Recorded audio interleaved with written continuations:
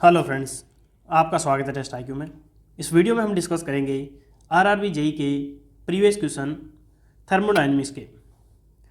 ये हमारी सीरीज़ का 12वां वीडियो है और थर्मोडायनेमिक्स का पहला वीडियो है।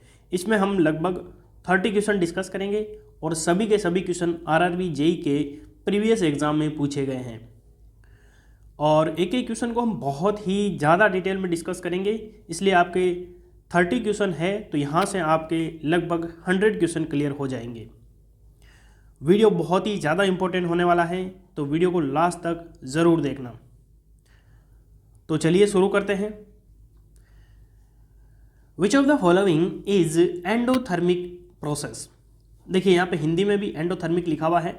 एंडोथर्मिक का मतलब होता है जो हीट एब्जॉर्ब करती है रिएक्शन, यानी कि हिंदी में यदि हम बात करें तो ऊष्माशोषी। तो एंडोथर्मिक प्रोसेस कौन सा है? Both sublimation of dry ice and evaporation of water, evaporation of water, sublimation of dry ice, dilution of sulphuric acid.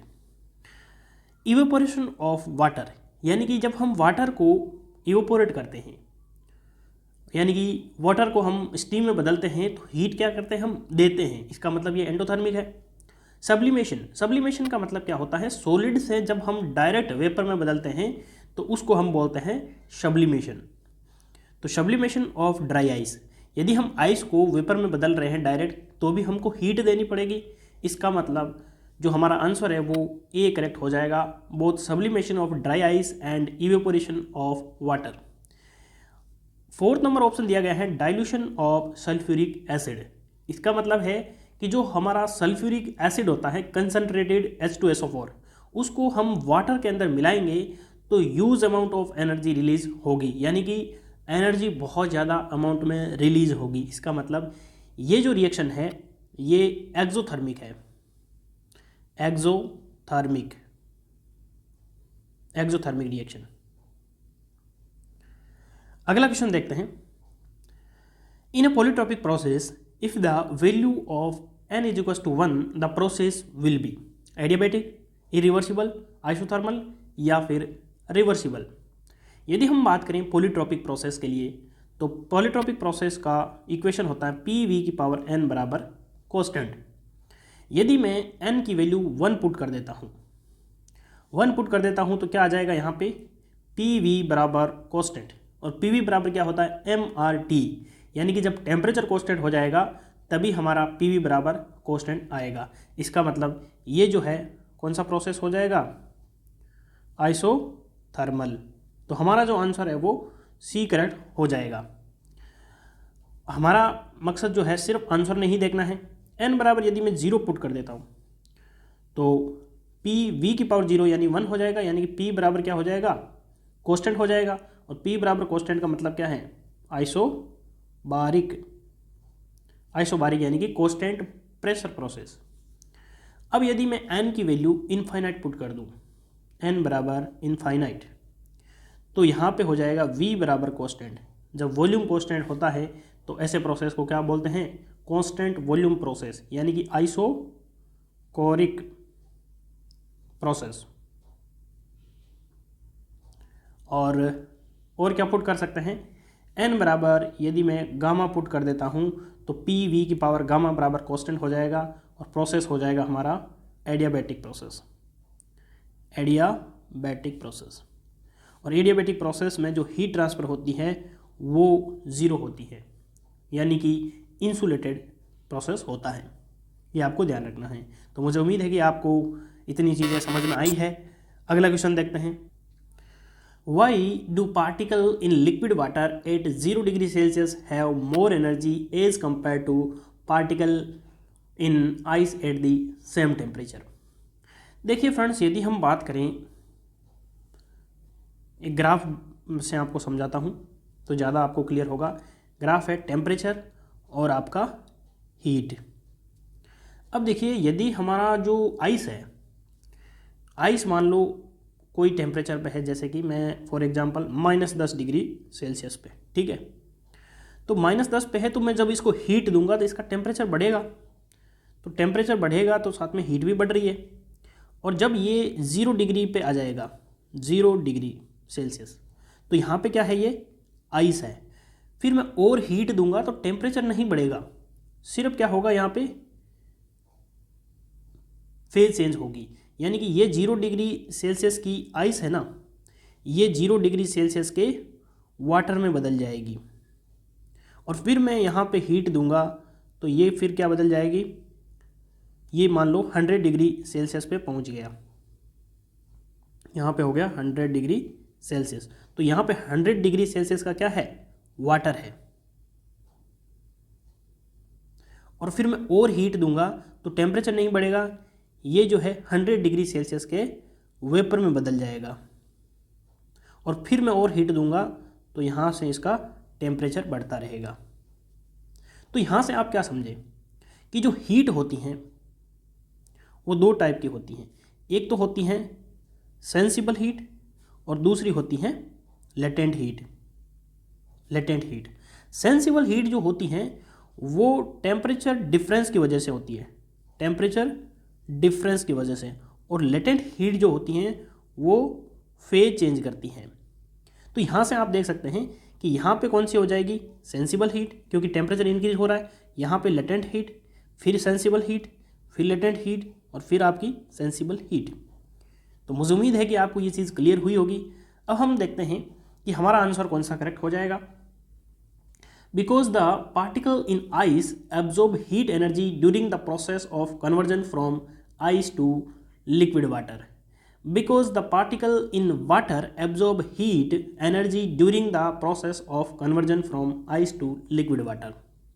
तो ये दोनों जो है यहाँ पे कन्फ्यूज़न हो सकता है आपको। तो यहाँ पे आप देख सकते हैं कि पहले क्या था, पहले थी आइस। यानी कि यहाँ पे यदि हम बात करें तो यहाँ पे क्या थी, आइस थी। इसका मतलब जब हम हीट देंगे तो हीट एब्जॉर्ब कौन करेगा, हीट एब्जॉर्ब करेंगे आइस के पार्टिकल। तो वो किस में कन्वर्ट हो जाएंगे, वाटर में कन्वर्ट हो जाएंगे। तो अब आपको जो है इन दोनों में से आंसर बताना है। मैं इन दोनों में से आपको आंसर नहीं बताऊंगा, कमेंट करके आपको 3 नंबर क्वेश्चन लिख के उसके बाद में ए ऑप्शन आएगा या फिर बी आएगा, ये मैं आप पे छोड़ता हूँ, क्योंकि मैंने आपको पूरा प्रोसेस समझा दिया है और आंसर ए या बी में से ही होगा। तो कमेंट करके ज़रूर बताना। अगला क्वेश्चन देखते हैं। Which of the following is an extensive property. देखिए ऐसा क्वेश्चन मैं बहुत बार करवा चुका हूँ, फिर भी मैं आपको बता देता हूँ। प्रॉपर्टी जो होती हैं वो दो टाइप की होती हैं। एक तो होती हैं आपके इंटेंसिव और दूसरी होती हैं एक्सटेंसिव। इंटेंसिव प्रॉपर्टी जो मास पे डिपेंड नहीं करती और एक्सटेंसिव जो मास पे डिपेंड करती है। तो अब एग्जाम्पल पे यदि हम बात करें, जैसे डेंसिटी जो होती हैं वो इंटेंसिव प्रॉपर्टी होती हैं। आप सभी को पता है डेंसिटी जो होती हैं वो होती है मास अपॉन वॉल्यूम। मास एक्सटेंसिव प्रॉपर्टी है, वॉल्यूम भी एक्सटेंसिव प्रॉपर्टी है, लेकिन इन दोनों का जो रेशियो होता है वो इंटेंसिव प्रॉपर्टी है। अब देखिए इंटेंसिव प्रॉपर्टी मास पे डिपेंड नहीं करती। इसका एक्चुअल मीनिंग क्या है, एक्चुअल मीनिंग ये है कि जैसे मान लो एक कंटेनर है उसमें और एक बड़ा कंटेनर है, इन दोनों में मैंने पानी डाल दिया, ठीक है। तो इसकी डेंसिटी और इसकी डेंसिटी क्या डिफरेंट होगी, नहीं होगी, सेम होगी। इसका मतलब ये मास पे डिपेंड नहीं करता। तो जो प्रॉपर्टी क्वांटिटी पे डिपेंड नहीं कर रही वो हमारी होती है इंटेंसिव प्रॉपर्टी। जितनी भी एनर्जी ले ले हम, ऑल एनर्जी। अब देखिए यहाँ पे यदि मैं लिख दूँ स्पेसिफिक एनर्जी तो यहाँ पे इंटेंसिव हो जाएगी। स्पेसिफिक का मतलब क्या है, यूनिट मास पे जितनी एनर्जी होती हैं वो होती हैं आपके स्पेसिफिक। तो जैसे मान लो एंट्रोपी, ठीक है। अब स्पेसिफिक लगा दूंगा तो ये इंटेंसिव हो जाएगी। तो जहाँ पे भी आप स्पेसिफिक देखें तो वो इंटेंसिव होती है, और एनर्जी हो गया, एंट्रोपी हो गया, मास वॉल्यूम हो गया। और यहाँ पे देखते हैं वो ऑप्शन एक्सटेंसिव प्रॉपर्टी कौन सी है, तो डेंसिटी इंटेंसिव हो गया, वॉल्यूम यहाँ पे हमारा आंसर हो जाएगा। बाकी देखिए बॉइलिंग पॉइंट और मेल्टिंग पॉइंट कोई भी मटेरियल होता है उसका फिक्स होता है कि जैसे मान लो अपन वाटर की बात करें तो बॉइलिंग पॉइंट 100 पे वो बॉईल हो जाएगा, चाहे थोड़ा वाटर हो चाहे ज़्यादा हो। तो मुझे उम्मीद है कि आप समझ गए होंगे। तो फ्रेंड्स, यदि आपको वीडियो पसंद आ रहा है तो वीडियो को आपको लाइक करना है, क्योंकि आप सभी को पता है वीडियो बनाने में बहुत मेहनत लगती है। तो वीडियो को लाइक करें और अपने दोस्तों को शेयर ज़रूर करें। अगला क्वेश्चन देखते हैं। Control volume in a thermodynamic system refer to a specific mass of fluid flow, mass that moves across the boundary, fixed region in space for a thermodynamic study, transfer of energy across the boundary. Control volume क्या होता है? Control volume यानी कि जिसकी boundary fix होती है। यदि मैं बात करूं, जैसे मान लो ये कोई कंटेनर है, इधर से मास फ्लो रेट जो है इनलेट हो रहा है, मास इन हो रहा है और मास आउट हो रहा है। इसका मतलब क्या है? यहाँ पे जो है ये ओपन सिस्टम की तरह वर्क करेगा, लेकिन इसकी जो बाउंड्री है वो बाउंड्री फिक्स है। इसका मतलब क्या है? वॉल्यूम फिक्स है। तो हमारा जो आंसर है वो सी करेक्ट हो जाएगा। Fixed region in space for thermodynamic study.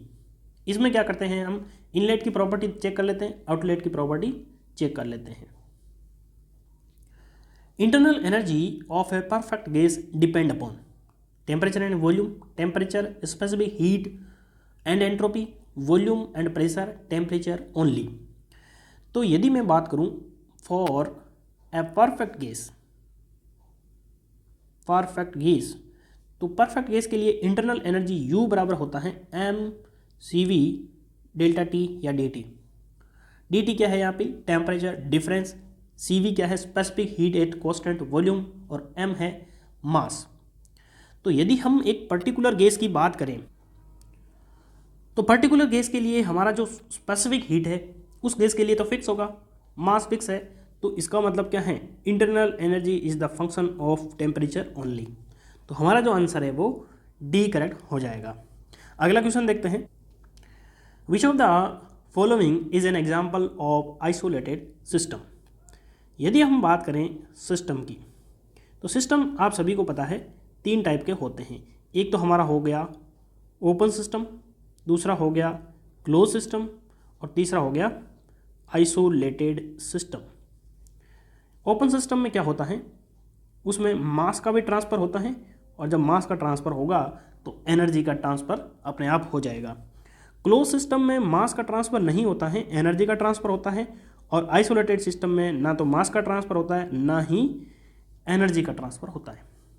देखिए, यदि हम बात करें जैसे कि मैकेनिकल इंजीनियरिंग से रिलेटेड ही यदि हम बात करें, तो आपका जैसे टरबाइन की मैं बात करूं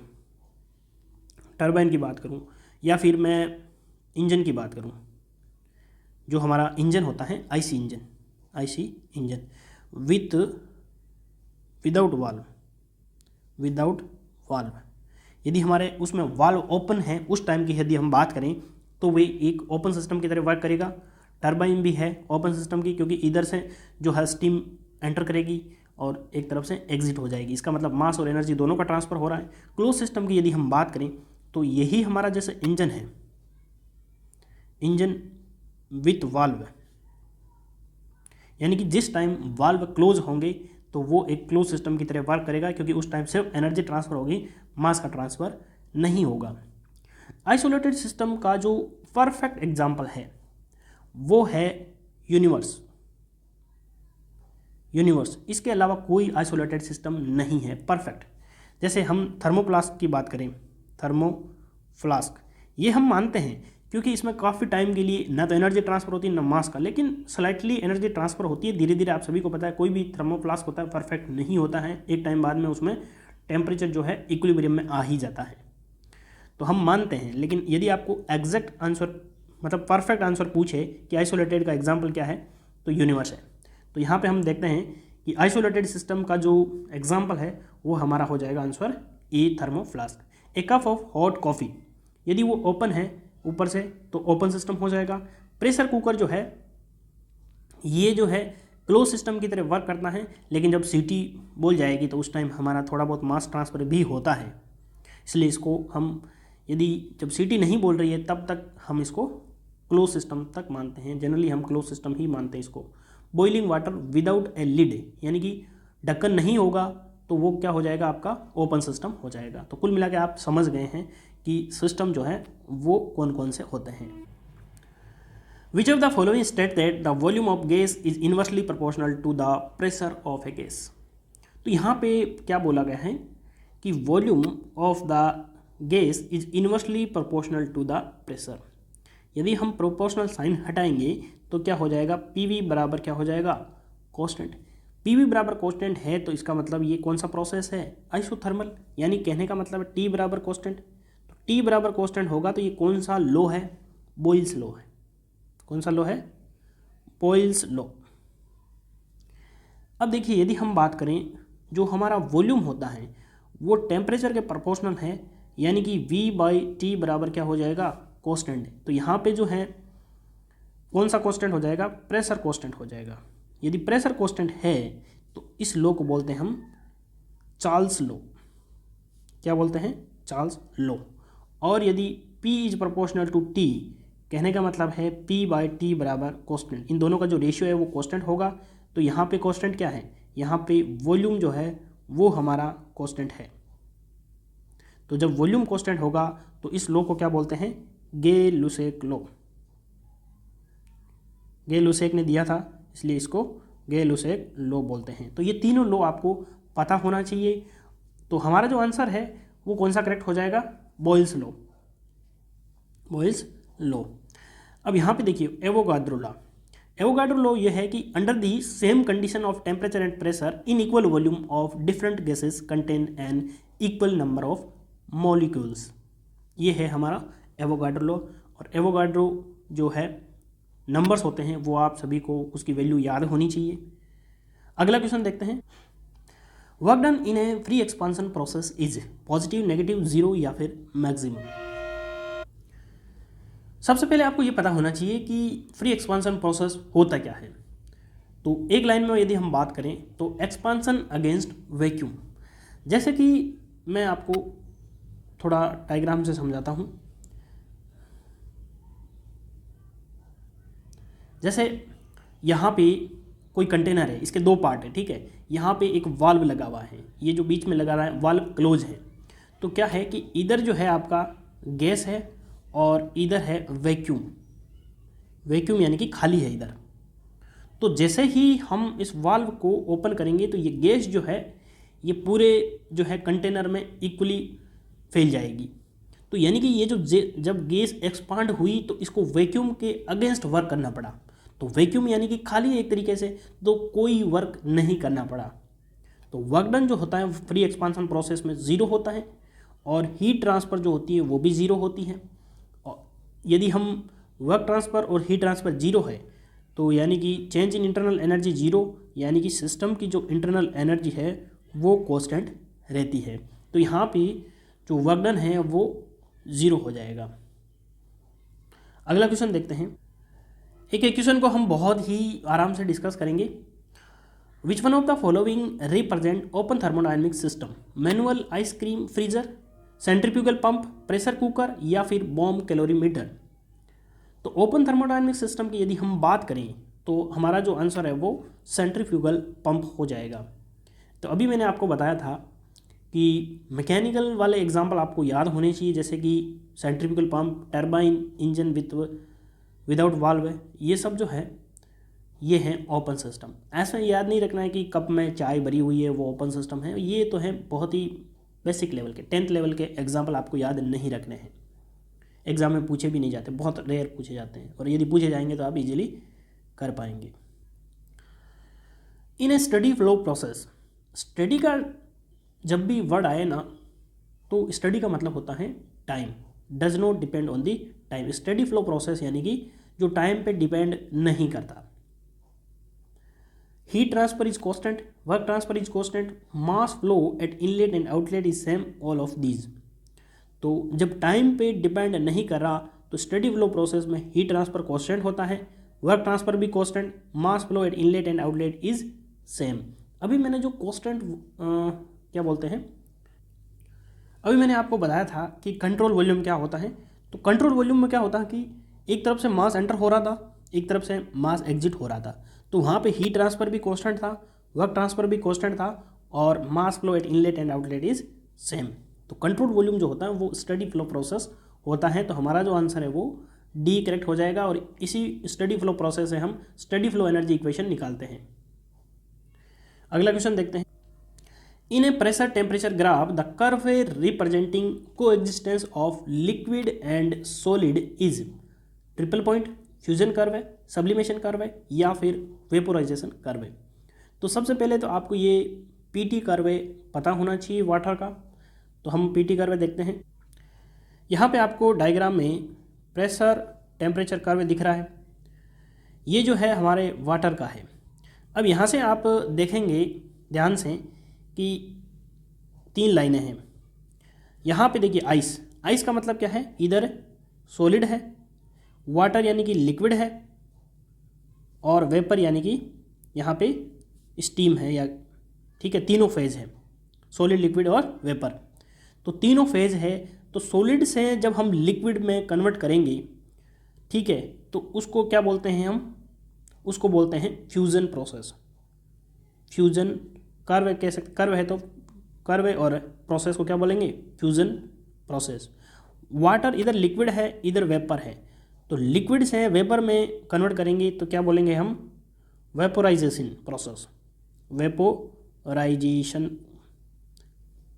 प्रोसेस, ठीक है।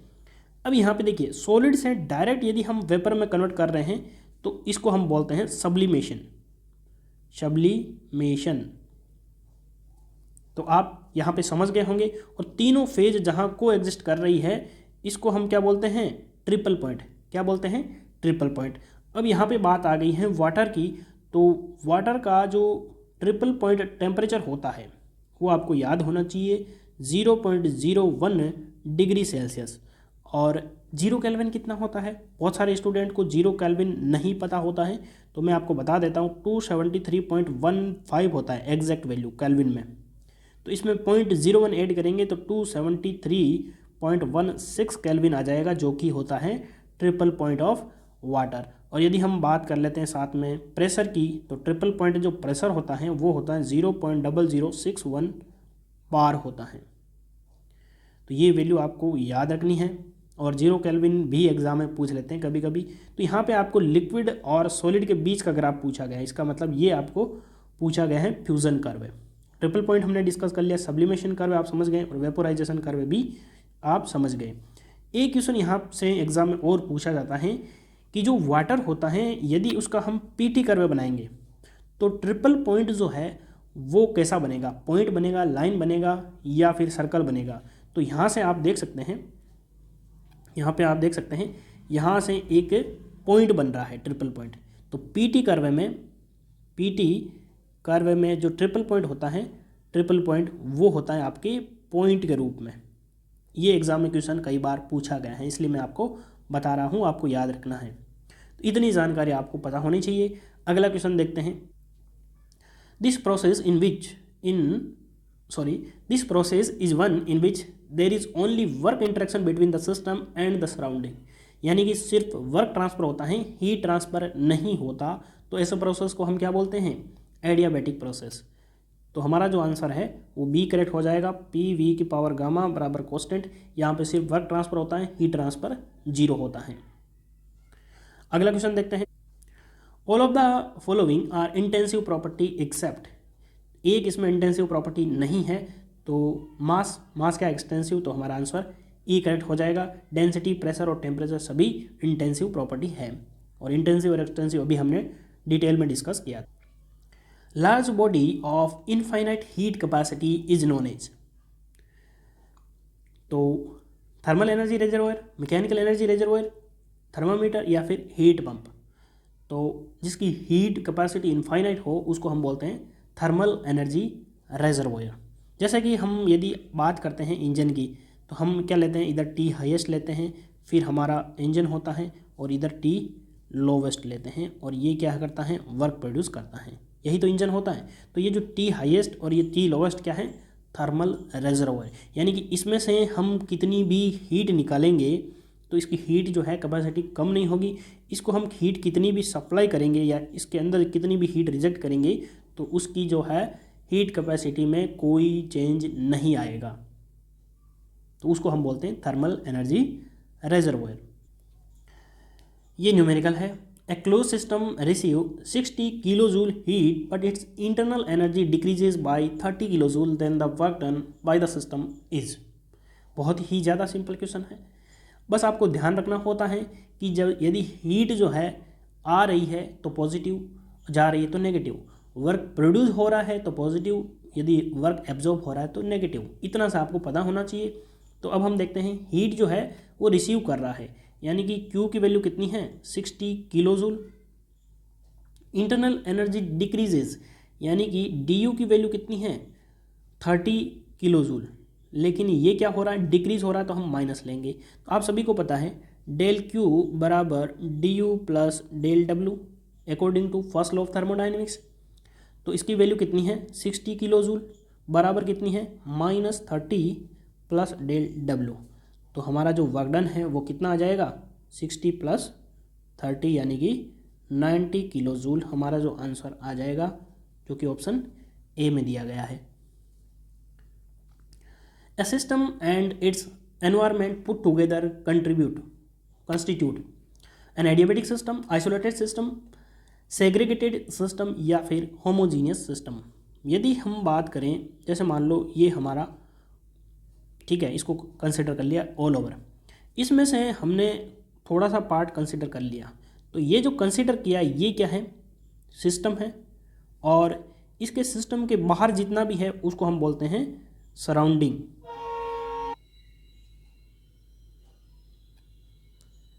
ये जो सिस्टम प्लस सराउंडिंग है इसको कंबाइंड रूप से क्या बोलते हैं यूनिवर्स। ठीक है, तो यूनिवर्स मैंने आपको बताया था कि यूनिवर्स एक आइसोलेटेड सिस्टम है, क्योंकि जितना भी एनर्जी का जो इंटरेक्शन है वो सिस्टम और सराउंडिंग के बीच में होगा, यानी कि सिस्टम से जो एनर्जी निकलेगी वो सराउंडिंग में चली जाएगी और सराउंडिंग से जो होगी वो सिस्टम में चला जाएगा। तो system and it's environment, surrounding यानी कि एनवायरनमेंट, इन दोनों को कंबाइंड हम क्या बोलेंगे आइसोलेटेड सिस्टम बोलेंगे। तो ऑप्शन हमारा बी करेक्ट हो जाएगा। अगला क्वेश्चन देखते हैं। Each unique condition of the system is called process, path, state या फिर पॉइंट। तो यदि हम बात करें unique condition of system is called state, यानी कि उसकी अवस्था कैसी है, उसकी कंडीशन कैसी है, वही क्या रिप्रेजेंट कर रहा है यूनिक कंडीशन स्टेट रिप्रेजेंट कर रही है। ये क्वेश्चन बहुत ही अच्छा है। Temperature inversion is a condition in which the temperature of the atmosphere. ये क्वेश्चन यूपीएससी में भी पूछा गया है। देखिए यदि हम बात करें जनरल कंडीशन नॉर्मल कंडीशन की, तो हम जब हमारी पृथ्वी के ग्राउंड से ऊपर जाते हैं तो क्या होता है कि जैसे ही मान लो 10-15 किलोमीटर हम ऊपर गए तो क्या होता है कि जनरल फिनोमिना होता है कि टेम्परेचर जो है वो डाउन होता है। लेकिन क्या होता है कि कभी कभी बीच बीच में कुछ लेयर ऐसी होती है जहाँ पे टेम्परेचर इंक्रीज होता है। ये जो फिनोमिना है ये जनरली नहीं होता है, कभी कभी होता है, रेयर कंडीशन में कुछ लेयर्स ऐसी होती है, तो इसको हम बोलते हैं टेम्परेचर इन्वर्जन। यानी कि नॉर्मल फिनोमिना क्या है, जब हम ऊपर जाएंगे तो टेम्परेचर डिक्रीज होगा, लेकिन कभी कभी ऐसा होता नहीं है कुछ लेयर्स के अंदर, तो वहाँ पे टेम्परेचर इंक्रीज होने लगता है, तो वो कहलाता है टेम्परेचर इन्वर्जन। यानी कि टेम्परेचर इन्वर्जन में क्या होगा ऑलवेज इंक्रीज विथ एल्टीट्यूड, यानी कि ऊंचाई के साथ में टेम्परेचर बढ़ेगा, तब बढ़ेगा तो उसको क्या बोलेंगे temperature inversion. Zeroth law of thermodynamics deals with internal energy, entropy, concept of temperature या फिर एब्सोल्यूट जीरो ऑफ एंट्रोपी। तो आप सभी को पता है जीरोथ लॉ ऑफ थर्मोडायनेमिक्स किसके बारे में बात करता है, कंसेप्ट ऑफ टेम्परेचर। कैसे करता है, जैसे कि कोई सिस्टम ए है वो टेम्परेचर इक्विलिब्रियम में है विथ बी, थर्मोडायनेमिक इक्विलिब्रियम में, और कोई बी सिस्टम है वो थर्मोडायनेमिक इक्विलिब्रियम विथ सी है, तो ए और सी जो है वो अपने आप इक्विलिब्रियम में होंगे। तो यही क्या बोलता है जीरोथ लॉ ऑफ थर्मोडायनेमिक्स, ये टेम्परेचर की बात करता है। Triple point temperature of water is, तो मैंने आपको बताया था कि ट्रिपल पॉइंट पूछा जाता है एग्जाम में, तो अभी हमने डिस्कस किया था कि ट्रिपल पॉइंट टेम्परेचर कितना होता है वाटर का, तो वो होता है 0.01 डिग्री सेल्सियस, और यदि हम केल्विन में बात करें तो 273.16, यानी ऑप्शन हमारा डी करेक्ट हो जाएगा। Ice kept in a well insulated thermoplast is an example of which system, close system, isolated open system या फिर नॉन फ्लो एडियाबैटिक सिस्टम। तो वेल इंसुलेटेड है तो हमारा आइसोलेटेड सिस्टम हो जाएगा। If a heat source at temperature T1 transfer heat to the system at the temperature T2 then which of the following system is not true. System की जो total energy है वो decrease होगी, यानी कि ये डेल्टा जो क्या रिप्रेजेंट कर रहा है, चेंज कर रहा है, चेंज को रिप्रेजेंट कर रहा है। तो सिस्टम जो है उसकी एनर्जी जो डिक्रीज होगी, सोर्स की जो है डिक्रीज हो सकता है, system plus source decreases, system plus source increases.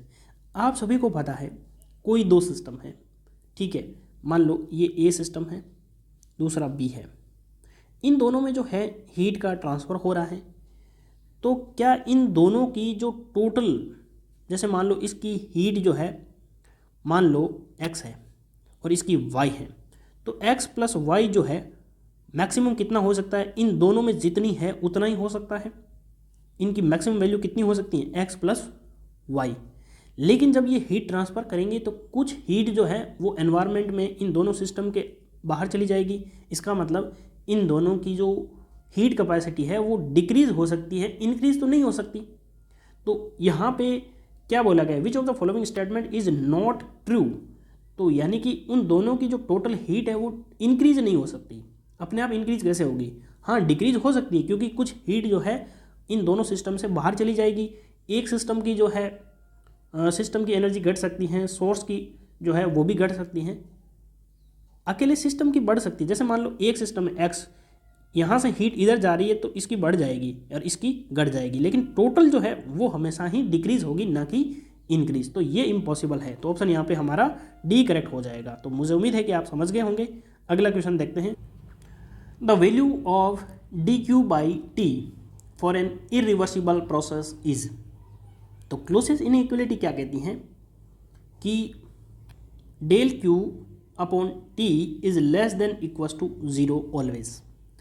यदि हम बात करें del Q upon T is less than, तो ये हमारा जो प्रोसेस है इरिवर्सिबल प्रोसेस होगा, ठीक है। और यदि हम बात करें del Q upon T is equals to 0, तो ये हमारा प्रोसेस कैसा हो जाएगा, रिवर्सिबल।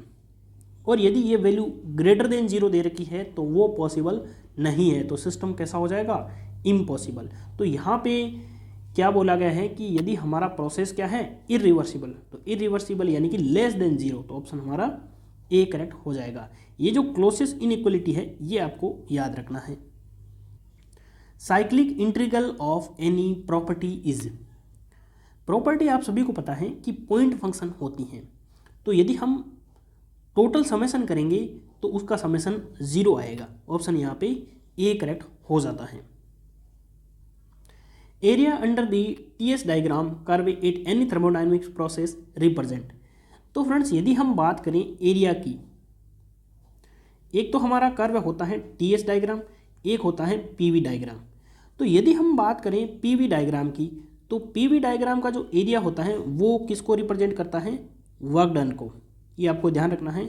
और जो टीएस डायग्राम का एरिया होता है वो हीट को रिप्रेजेंट कर रहा है, यानी कि या तो हीट इंक्रीज हो रही है या फिर हीट डिक्रीज हो रही है। तो यहाँ पे टीएस डायग्राम का पूछा गया है, तो heat rejected only, heat absorb only, work done during the process. तो ये तो हमारा पीवी जो कर्व होता है वो रिप्रेजेंट करता है हीट एब्जॉर्ब एंड रिजेक्टेड, यानी कि एब्जॉर्ब भी हो सकती हैं और रिजेक्टेड भी हो सकती हैं। उसको रिप्रेजेंट कौन करता है, टीएस डायग्राम। टी यानी कि टेम्परेचर, एस यहाँ पे एंट्रोपी है, पीवी डायग्राम पी प्रेशर है, वी वॉल्यूम है। Slope of constant volume line on temperature entropy diagram is given by. तो यदि हम टीएस डायग्राम की बात करें तो कांस्टेंट वॉल्यूम लाइन जो है उसकी स्लोप क्या होगी। तो यदि हम बात करें dt/ds एट कांस्टेंट वॉल्यूम, तो उसकी स्लोप आती है T/CV। CV क्या है, specific heat at constant volume, क्योंकि यहाँ पे हम कांस्टेंट वॉल्यूम की बात कर रहे हैं। और यदि हम बात करें dt/ds यानी कि स्लोप को रिप्रेजेंट कर रहा है, और यदि हमारा प्रेशर कांस्टेंट है तो यहाँ पे T/CP आ जाएगा, क्योंकि यदि प्रेशर कांस्टेंट है तो यहाँ पे specific heat at constant pressure आ जाएगा। अब यहाँ पे आप सभी को पता है कि जो CP होती हैं is always greater than CV। ये हम कई बार डिस्कस कर चुके हैं कि CP जो होती है उसकी वैल्यू ज़्यादा होती है। अब CP की वैल्यू यदि ज़्यादा है तो ये टोटल वैल्यू कम हो जाएगी, CV की वैल्यू कम है तो ये वैल्यू ज़्यादा हो जाएगी। इसका मतलब क्या है, जो slope of the constant volume curve है is greater than slope of the constant pressure curve है। तो आपको ध्यान रखना है कि स्लोप किसकी ज़्यादा होगी, स्लोप होगी कांस्टेंट वॉल्यूम कर्व की। तो हमारा जो आंसर है वो कौन सा करेक्ट हो जाएगा, T/CV, ऑप्शन यहाँ पे डी करेक्ट हो जाएगा। Increase in entropy of the system represent increase in availability of energy, increase in temperature, decrease in pressure, degradation of energy. Entropy generally हम बात करें तो होती क्या है, एंट्रोपी होती है रैंडमनेस, यानी कि कोई सिस्टम के अंदर जो हीट है या फिर एनर्जी है उसकी लॉस हो रही है तो उसकी एंट्रोपी बढ़ रही है, यानी कि कुल मिला के जो हमारी एनर्जी होती है उसका डिग्रेडेशन हो रहा है। ऑप्शन यहाँ पे डी करेक्ट हो जाएगा। Which law of thermodynamics define entropy, zeroth, first, second या फिर थर्ड लॉ। यदि हम बात करें जीरोथ लॉ ऑफ थर्मोडायनेमिक्स, ये किसके बारे में बात करता है, टेम्परेचर के बारे में। फर्स्ट लॉ किसके बारे में बात करता है, फर्स्ट लॉ कहता है कि जो हमारी एनर्जी है वो क्या है, कांस्टेंट है, और वहाँ से डेल क्यू बराबर DU प्लस डेल W आता है, यानी कि यहाँ से कंसेप्ट किसका आता है, इंटरनल एनर्जी का, इंटरनल एनर्जी का। और सेकंड लॉ क्या बताता है, सेकंड लॉ बताता है एंट्रोपी के बारे में। ऑप्शन यहाँ पे सी करेक्ट हो जाएगा। यानी कि फर्स्ट लॉ क्या कहता है कि जितनी भी हीट है, total heat of the system is converted into total work. लेकिन सेकंड लॉ क्या कहता है कि ये जो टोटल हीट है वो टोटल वर्क में कन्वर्ट नहीं हो सकती, कुछ हीट जो है वो बाहर डिसिपेट हो जाती है, और वो जो बिना वजह की एनर्जी होती है वही क्या होती है, एंट्रोपी होती है। और यदि हम बात करें थर्ड लॉ के बारे में, थर्ड लॉ बताता है एब्सोल्यूट जीरो टेम्परेचर के बारे में बात करता है। तो मुझे उम्मीद है कि आप समझ गए होंगे सारे लॉ। अगला क्वेश्चन देखते हैं। The enthalpy of a substance is defined as, enthalpy होती है total heat content of the system. क्या होती है, टोटल हीट कंटेंट। तो एंथैल्पी की यदि हम बात करें उसको H से रिप्रेजेंट करते हैं, और ये होती है इंटरनल एनर्जी प्लस PV हमारा वर्क डन होता है। तो ये जो टोटल होता है एनर्जी, यानी इंटरनल एनर्जी भी आ गई, वर्क भी आ गया, तो इसका समेशन जो होता है वो एंथैल्पी होता है। तो ये तो हो गई यहाँ पे एंथैल्पी। अब यहाँ पे देखिए ऑप्शन में कैपिटल H नहीं दे रखा है, स्मॉल h जो होता है वो होता है आपके स्पेसिफिक एंथैल्पी। तो यहाँ पे स्पेसिफिक नाम नहीं दे रखा है, लेकिन ऑप्शन के हिसाब से क्या होगा, यदि इसमें यूनिट मास की बात करें, यानी कि इसको मास से डिवाइड कर देंगे तो हमारा स्मॉल h आ जाएगा, यहाँ से स्मॉल v आ जाएगा और p प्लस स्मॉल v आ जाएगा। तो ये होती है स्पेसिफिक एंथैल्पी। तो यहाँ पे ऑप्शन के हिसाब से H = U plus PV, option यहाँ पे सी करेक्ट हो जाएगा। तो आपको ध्यान रखना है कैपिटल H का मतलब एंथैल्पी, स्मॉल h का मतलब स्पेसिफिक एंथैल्पी, और स्पेसिफिक का मतलब क्या होता है, यदि हम बात करें फॉर यूनिट मास, यानी कि ये यदि किलो जूल में आ रही हैं तो ये आ जाएगी आपके किलो जूल पर किलोग्राम में। अब आप डिफरेंस समझ गए होंगे। तो फ्रेंड्स यहाँ पे हमने थर्मोडायनेमिक्स के टोटल 30 क्वेश्चन डिस्कस किए हैं। एक एक क्वेश्चन को हमने इतना डिटेल में डिस्कस किया है कि आप समझ गए होंगे कि हमने एक एक टॉपिक को क्लियर किया है, आप यूँ समझ सकते हैं। और थर्मोडायनेमिक्स का एक वीडियो और आएगा, उसमें भी हम ऑलमोस्ट 30 क्वेश्चन डिस्कस करेंगे। तो आपको वीडियो कैसा लगा कमेंट बॉक्स में ज़रूर बताना। यहाँ तक आप वीडियो देख रहे हैं इसका मतलब आपने वीडियो लाइक कर दिया है। और फ्रेंड्स यदि आप टेस्ट IQ को सपोर्ट करना चाहते हैं तो आप सपोर्ट कर सकते हैं। ये है हमारी UPI ID, और चैनल पर नए हैं तो सब्सक्राइब ज़रूर कर लेना। तो वीडियो को कंप्लीट देखने के लिए धन्यवाद। मिलते हैं अगले वीडियो में, तब तक के लिए जय हिंद जय भारत।